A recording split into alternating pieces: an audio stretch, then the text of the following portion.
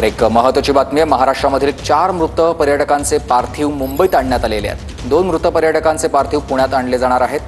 पहलगाममधील हल्ल्यामध्ये राज्यातील 6 पर्यटकांचा मृत्यू झालाय।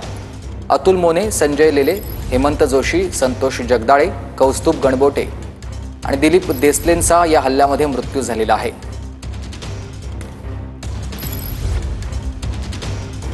पहलगाम या ठिकाणी झालेल्या दहशतवादी हल्ल्यामध्ये महाराष्ट्रातल्या 6 पर्यटकांचा मृत्यू झालेला आहे।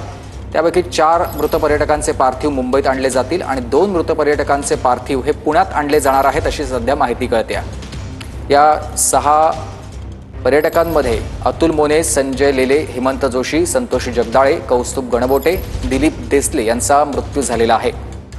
पहलगाम या ठिकाणी हे सगळे पर्यटक फिरायला गेलेले होते आणि त्याच दरम्यान दहशतवाद्यांनी अचानक हल्ला केला आणि या हल्ल्यामध्ये अनेकांचा मृत्यू झालेला आहे। त्याच्यापैकी 6 जण हे महाराष्ट्रातले आहेत। महाराष्ट्रातले हे नागरिक पर्यटनासाठी पहलगाम या ठिकाणी गेलेले होते, मात्र तिथे हल्ल्यामध्ये या पर्यटकांचा मृत्यू झाला आहे।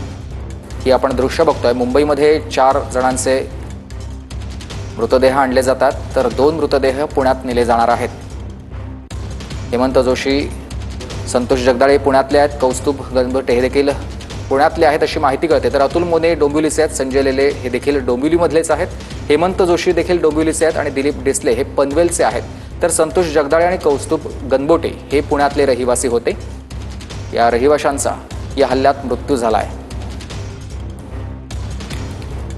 महाराष्ट्रामधील 4 मृत पर्यटकांचे पार्थिव मुंबईत आणलेले आहेत, तर 2 मृत पर्यटकांचे पार्थिव पुण्यात आणले जाणार आहेत अशी माहिती कळते। पहलगाममधल्या या हल्ल्यामध्ये राज्यातील 6 पर्यटकांचा मृत्यू झालेला आहे। माझे सहकारी विनायक डावरुंग आपल्याला या सगळ्या संदर्भात सविस्तर माहिती देतील।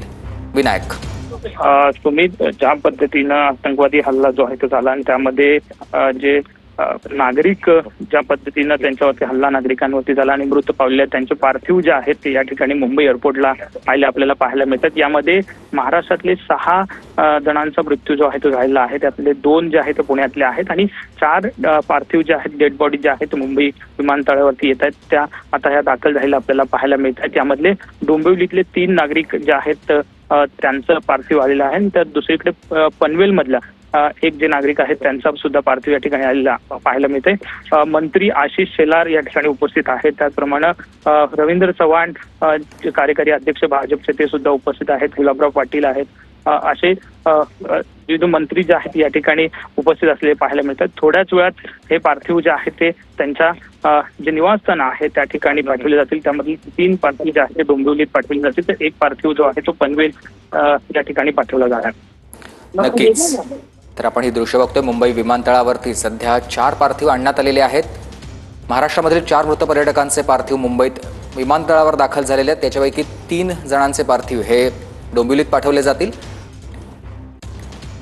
तर दिलीप देसले जे पनवेलचे होते त्या ठिकाणी पनवेलमध्ये त्यांचं पार्थिव पाठवलं जाणार आहे। पुण्यात देखील 2 पर्यटक फिरायला गेलेले होते, त्यांचा देखील मृत्यू झाला, त्यांचे देखील पार्थिव पुण्यात आणले जाणार आहेत।